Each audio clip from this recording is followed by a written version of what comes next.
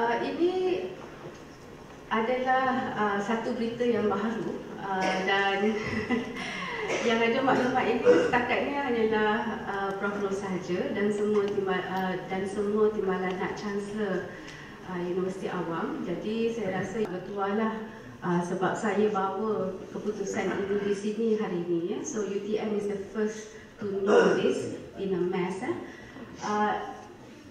Sebenarnya kertas cadangan ini telah pun kita angkat beberapa kali di kementerian, iaitu di mesyuarat pengurusan tertinggi kementerian, dan akhirnya kita telah mendapat kelulusan daripada mesyuarat pengurusan JPT, kerana dia tidak perlu memerlukan kelulusan daripada KSU kerana ini adalah proses akademik yang hanya memerlukan kelulusan ketua pengarah JPT.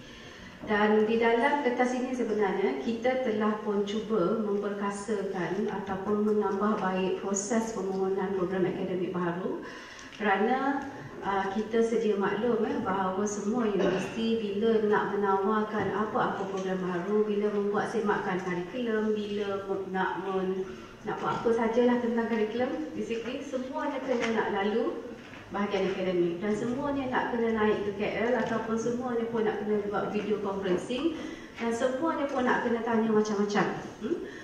Dan kita nampak bahawa proses ni boleh ditambah baik dan universiti juga concern sebenarnya apabila especially universiti yang telah mendapat status SWA dan juga status otonomi. Sering kita dapat soalan-soalan menanyakan macam mana ni kita dah dapat status otonomi tapi tak boleh buat keputusan sendiri, semuanya nak kena tanya, semua nak kena ni kan. So basically untuk menjawab concern itu, kita telah pun menambah baik proses JKPT ni. Dan ini adalah sedikit latar belakang tentang apa yang kita namakan JKPT. JKPT ni stands for Jawatan Kuasa Pendidikan Tinggi yang telah pun ditubuhkan di bawah sektor-sektor itulah. And I don't think I would like to go through that. What's important to you is that JKPT ini telah pun diwujudkan bagi membantu YB Menteri untuk meluluskan program-program baru. Dan kenapa sebenarnya kementerian perlu meluluskan program-program baru ini? Kerana kita sedia maklum semua universiti awam sebenarnya mendapat pendanaan daripada kementerian. Dan buat setakat ini pendanaan bagi program akademik baru daripada kementerian adalah sebanyak 90%. Itu saja sebenarnya. It's not about wanting to control what the university wants to do, but then again, it is going to be difficult for the ministry. Contohnya, apabila universiti mengatakan kita nak buat program so and so, tetapi at the end of the day kita tak cukup. Contohnya pensyarah kita tak cukup this and that. Dan satu perkara yang selalu kita sering ditanya di kementerian oleh pelajar is one of our stakeholders. Bila mereka tak dapat pekerjaan, mereka akan memang terus naik ke menteri. Dan waktu itu bagi akademik memang in trouble lah, kena menjawab kenapa sebenarnya program ini menghasilkan graduan-graduan yang difficulties tak ada pekerjaan, yang tidak recognized, yang ada ini ada itu, memang it is very difficult lah for us to defend. Yang keduanya, kita akan dapat soalan-soalan, contohnya kerap sekali akhir tahun memang soalan-soalan parlimen yang akan tanya apa yang kementerian buat sebenarnya bila universiti menamakan program akademik bagi memastikan GE pelajar. Yang itu memang soalan kita kata favourite lah, yang memang akan keluar setiap masa. So fungsi JKPT ini sebenarnya kalau kita lihat adalah bagi memastikan semua program-program akademik yang mendapat 90% pendanaan daripada kementerian sebenarnya memenuhi beberapa perkara. Sekejap lagi kita tengok apa perkara-perkara yang perlu dipenuhi. Saya rasa semua dikandikan perlu ambil perhatian tentang JKPT ini kerana seperti saya beritahu awal-awal tadi, bila kita telah menurunkan otonomi ini secara berperingkat, kalau Datuk Asma dulu dia selalu sebut gated autonomy. So kita tidak memberi, walaupun universiti telah mendapat status otonomi, sebenarnya ramai yang kata kalau ikut buku hijau tu kalau dah dapat otonomi maknanya boleh tawarkan program. Yes, correct. Tetapi not the one that with 90% pendanaan. So kalau kita lihat dalam gated autonomy ni nanti, these are the things yang dekan dan juga pusat kualiti dan juga pihak-pihak yang bertanggungjawab perlu mengambil alih peranan JKPT yang dimainkan oleh ahli-ahli panel di peringkat kementerian. So kita akan pergi ya.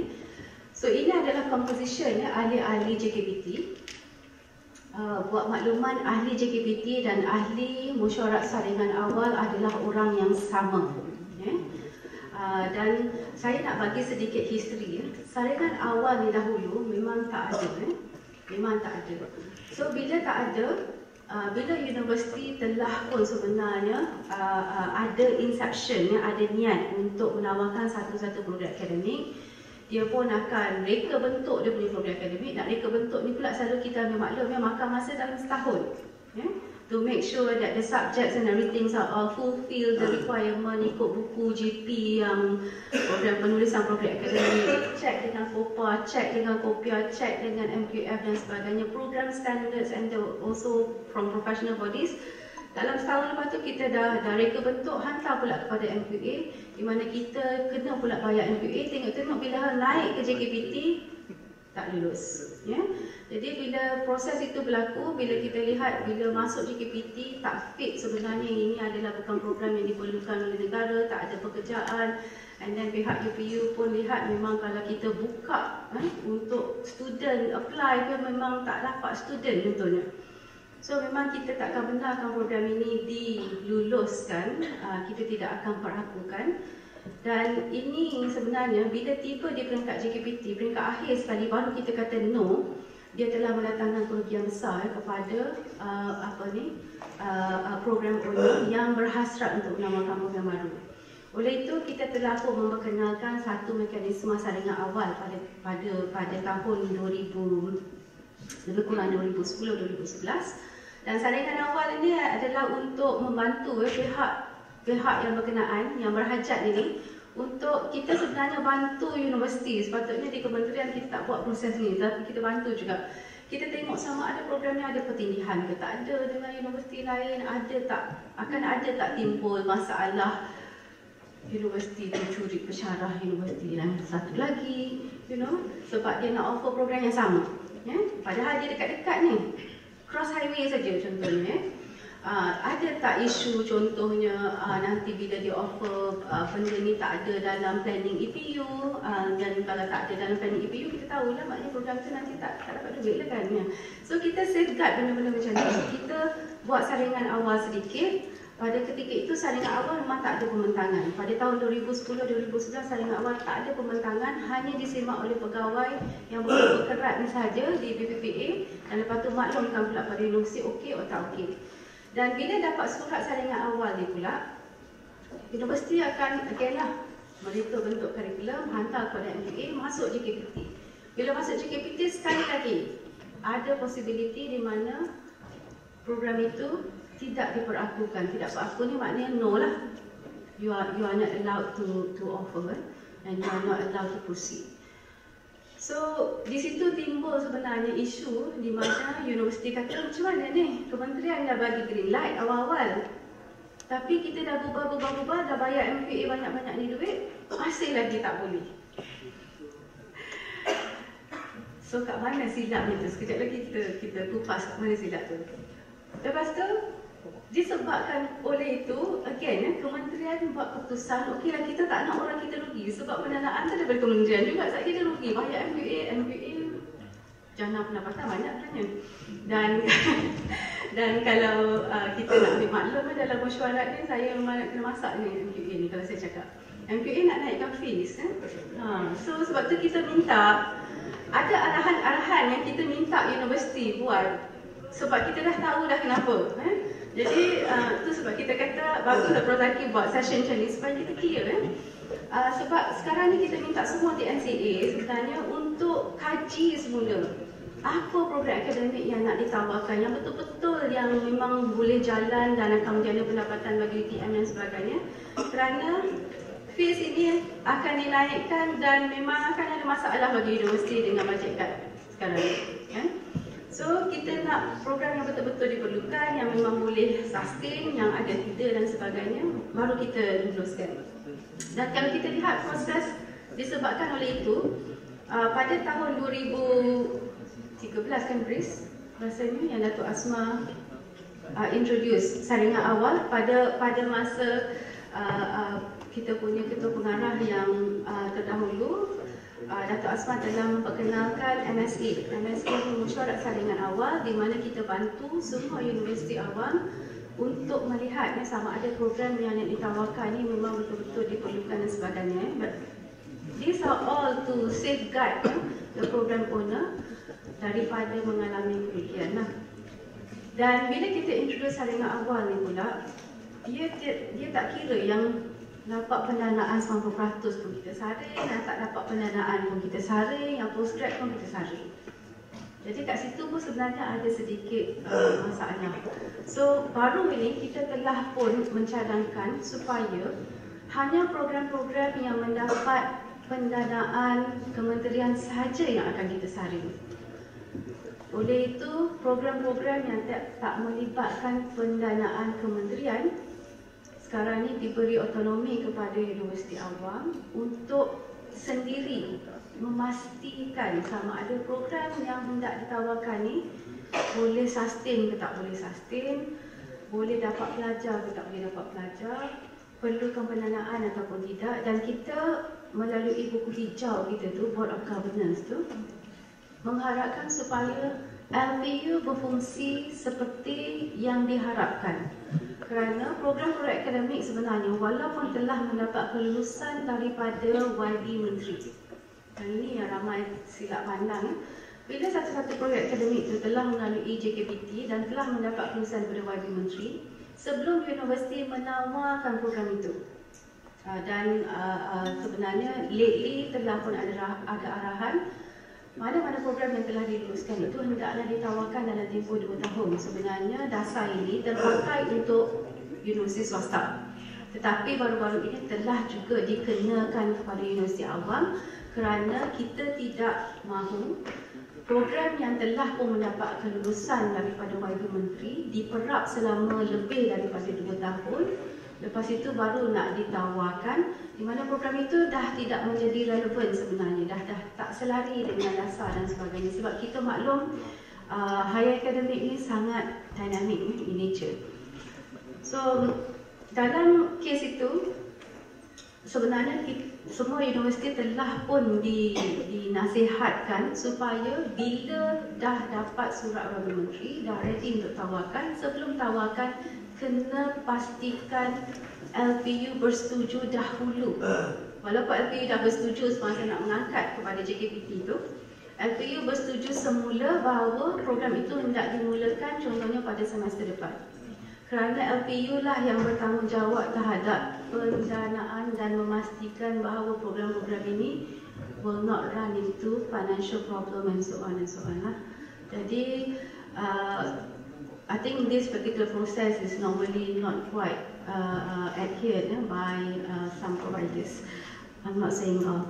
So going back to this one, kalau kita lihat ini adalah composition ataupun ahli-ahli JKPT dan ahli tetap JKPT kalau kita lihat selalunya JKPT ini obviously dipengerusikan oleh KPT ataupun TKP. Dan ahli tetapnya adalah obviously wakil daripada Kementerian JPT. Kalau kita lihat JPA, EPU, MOSTI, MUA, PTPTN, dan juga daripada Jabatan Perangkaan Malaysia, Ilmiah, Job Street, Talent Corp, dan juga sekarang ni kita nak masukkan beberapa lagi lah MIDA dan sebagainya.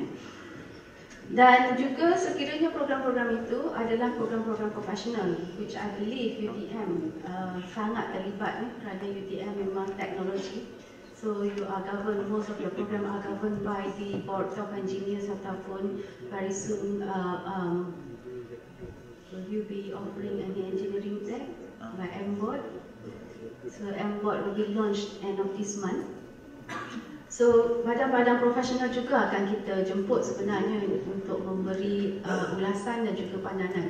Sebenarnya kalau kita lihat di sini, ini adalah challenge apabila kita memberi gated autonomy kepada universiti kerana kebiasaannya orang-orang ini dipanggil oleh kementerian, okay? Dan mereka ini mempunyai fungsi mereka yang tersendiri. Contohnya kalau kita lihat KPT dengan JPT, fungsi mereka waktu buat saringan awal, kita akan melihat sama ada program akademik yang dipohon itu selari tak dengan dasar. ada masalah tak dengan syarat-syarat?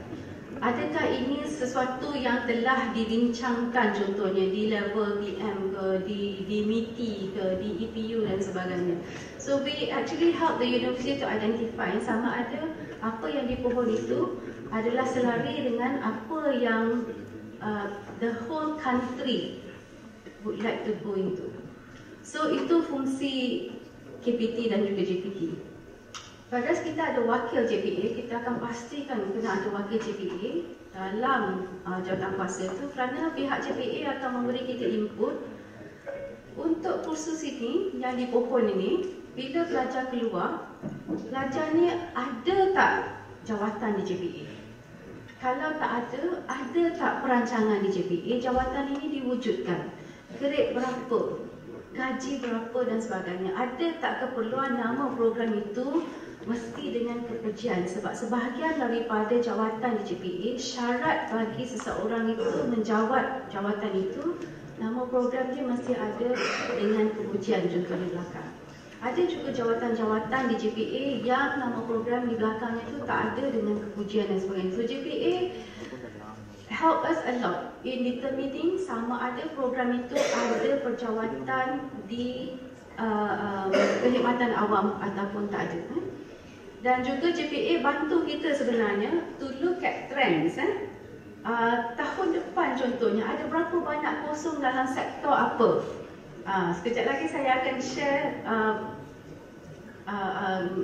macam mana kita nak jadi nujum bak belalang, nak tahu apa sebenarnya yang akan kosong next year onwards. Kalau JPA contohnya, next year onwards jawatan dalam perkhidmatan awam bagi graduan di peringkat sarjana, ijazah lah kan, ijazah sarjana muda dan ke atas, yang paling akan banyak kosong ialah pensyarah. You will be surprised, sekejap lagi saya akan tunjuk statistik dia daripada JPA, dari ilmiah. Yang ini memang sangat interesting. Yang tu yang kita minta semua universiti sekarang ni kaji balik semua program akademik dan align dengan benda ni. Sebelum kita risau-risau, saya nak tahu yang daripada EPU ni, kebiasaannya TMCA ataupun semualah menyatakan kerisauan. Kenapa KPT ni duk dengar cakap EPU? Kalau EPU kata no, maknanya program tu tak boleh tawar. Not necessarily. Dalam banyak kes kita tidak pun sebenarnya mengambil kisah. Walaupun kita kena ambil kisah. Ada beberapa yang kita override apa input daripada EPU sebab kita tengok panel bukan EPU saja. So kalau EPU kata ni tak boleh, ni tak boleh, ni tak boleh, tetapi kita lihat memang ada keperluan negara, dasar kita memang nak tujahkan macam tu, dan kita pula ada contohnya memang dah ada industri punya komitmen dengan MIDA untuk kita tujahkan certain bidang, we will proceed walaupun EPU kata no.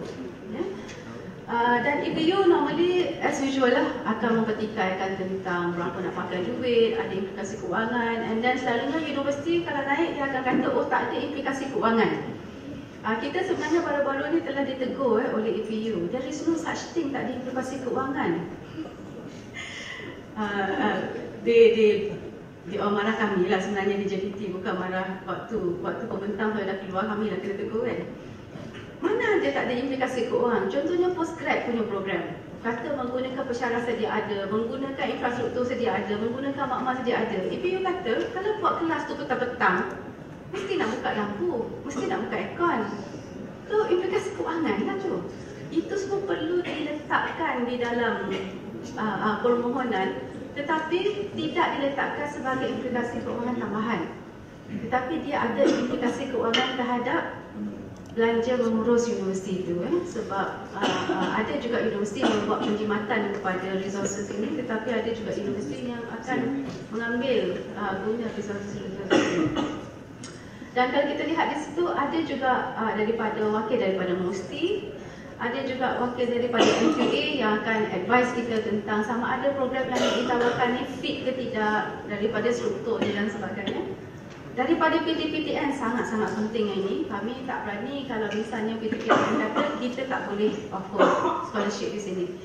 So kalau kita lihat ada juga universiti-universiti yang contohnya bila dia buat semakan kurikulum, walaupun nampak macam remeh lah kan, Contohnya, oh kita tukar nama saja, kita tak tukar pun isi kandung dalam. Tukar nama is a major, is a major change.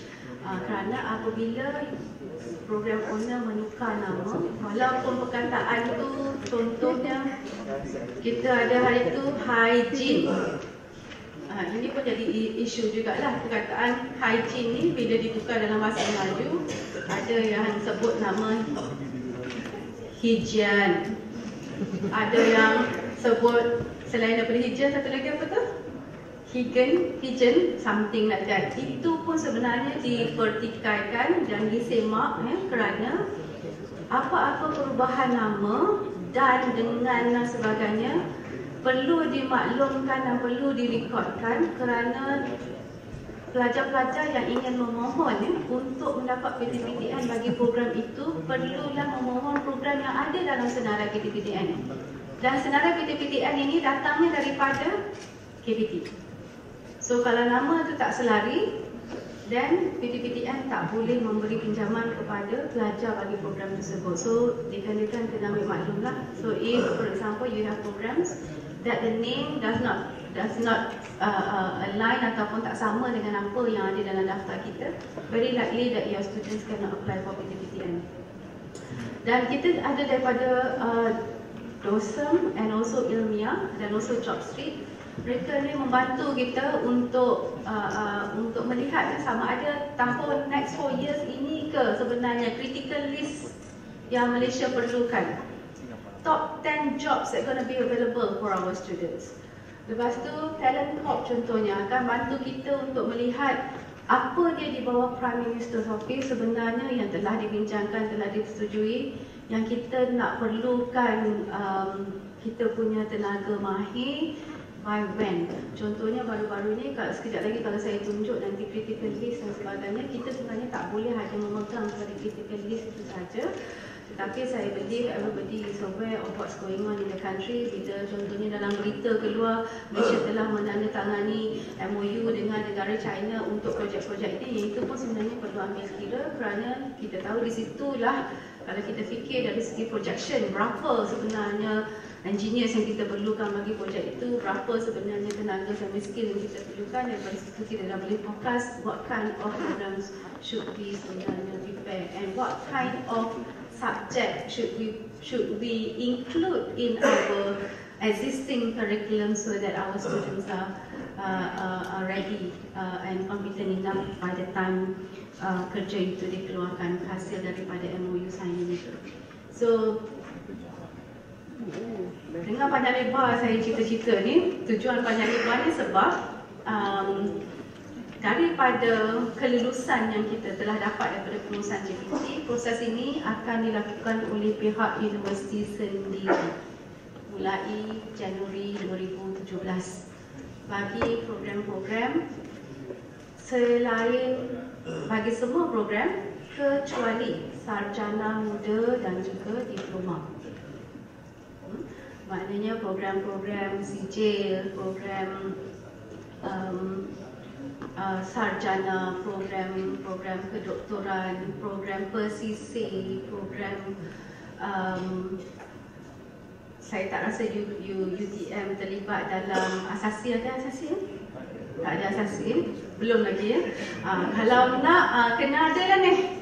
So tadi saya dah bincang dengan pihak pengurusan, disebabkan sekarang kena buat sendiri. Selalu kalau naik atas memang representatifnya ada dah di kementerian ya. So sekarang kalau kena buat sendiri maknanya dah kena cuba fikirkan how am I going to get experts in those areas, because they will have to help you to make decision so that when you actually offer the program itu adalah tepat, sustainable and will actually generate income for the university. So that is very important. So ini adalah sedikit latar belakang kenapa kita angkat kertas ini untuk persetujuan. Yang saya nak tunjuk sebenarnya ini dia. Ini adalah perkara-perkara yang perlu jawatan kuasa ini vet. Itu yang fungsi yang saya sebut tadi tu. Kalau di kementerian yang saya mention, JPT dan juga KPT akan make sure bila universiti apply satu-satu program akademik, kita akan check sama ada program akademik yang di apply itu adalah dalam bidang tujuan universiti itu ataupun tidak. Memang ramai yang tak bersetuju. Kenapa lah kita nak sibuk dengan bidang tujuan semua-semuanya kan? Tak boleh ke kita free now ni, nak offer apa kita nak. Sebenarnya bukan kementerian hendak mengungkung keperluan bagi universiti untuk tawarkan program-program apa saja yang mereka mahukan. Satunya, kita perlu melihat bahawa kita telah menubuhkan 20 UA dan setiap state ada satu universiti dan mereka ada fungsi mereka masing-masing. Dan disebabkan oleh itu, kita tu yang kita kata kita cek pertidakkan dan sebagainya. Dan kita juga dapatlah contohnya aduan-aduan universiti nak ambil lecturer saya sebab dia offer program yang sama dan sebagainya. Dan dalam masa yang sama, yang paling penting sebenarnya yang kita mohon TNCA semak lah, universiti sebenarnya bidang tujuan ini telah pun kita kata diwawarkan ataupun telah pun ada di dalam surat pewartaan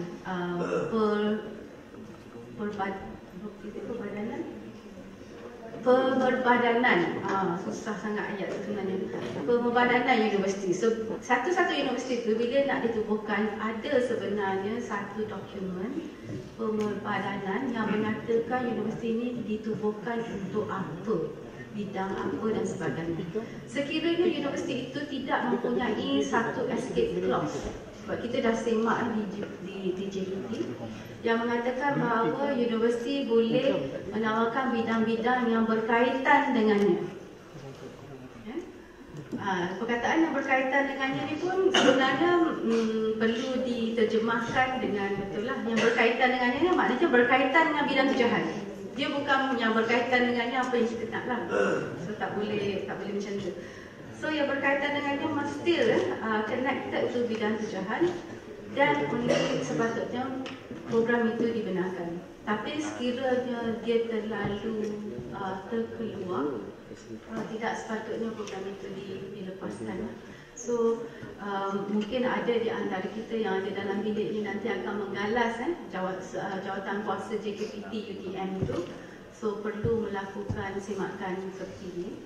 Yang keduanya akan semak juga bersama industri seperti yang saya sebut tadi itu, perlu menjalankan contohnya fungsi sebagai panel talent corp daripada MIDA contohnya, daripada EPU dan sebagainya, dan perlu juga lihat kepada implikasi keuangan. Dan kalau kita lihat dekat sini, selalunya kalau saya lihat lagi masa zaman Datuk Mushidi, sebab saya merasa beberapa KP sebenarnya. Masa saya masuk dulu, saya punya bos ialah Datuk Rujihan. Itu bila saya lepas Datuk Rujihan, Datuk Mushidi. Lepas tu saya join pula sekali lagi, bos saya ialah Datuk Asma. So buat masa sekarang ni yang memangku ialah Datin Paduka Hafizah. So masa waktu Datuk Mushidi dulu, saya ingat mana-mana permohonan yang masuk ke JKPT, kalau nak tawarkan program baru, kena declare dulu program apa yang dijumurkan. Kerana rasionalnya ialah Datuk Mushidi kata, universiti tu pendanaan dia banyak tu je, dia tak expand. Jadi I think as a scientist kita understand the concept of conservation of energy, concept of conservation of mass. Kalau kita ada satu, kalau kita contohkan sebagai satu benda macam tu, kita cucuk sebelah sini dengan rombongan kan. So kalau misalnya kita nak offer satu program baru dengan resources yang sedia ada itu, maka kita perlu gugurkan satu program yang sedia ada yang tidak lagi mendapat permintaan yang baik ataupun sustainability is very low. Dan sebenarnya bila kita ada dekat kementerian, perkara-perkara ni nampak macam, kalau kita dekat universiti kita nampak macam itulah KPT ni strict lah ini tu. Tapi sebenarnya bila kita dapat feedback daripada universiti, memang terdapat permintaan-permintaan di mana boleh tak kita nak kurangkan fee sebab tak cukup student, boleh tak kita dia berlaku kan? Dia berlaku. Sebab tu di kementerian kita perlu sebenarnya bila kita kata kita pastikan tu, kita perlu bantu kita punya universiti awam, macam mana kita nak menawarkan sesuatu supaya kita tidak menjurus kepada kerugian. Ya? So dia punya, saya rasa hasrat dia tu murni, tetapi mungkin dia kadang-kadang nampak mengikat bagi setengah pihak lah, yang mana setengah pihak yang berkaitan itu.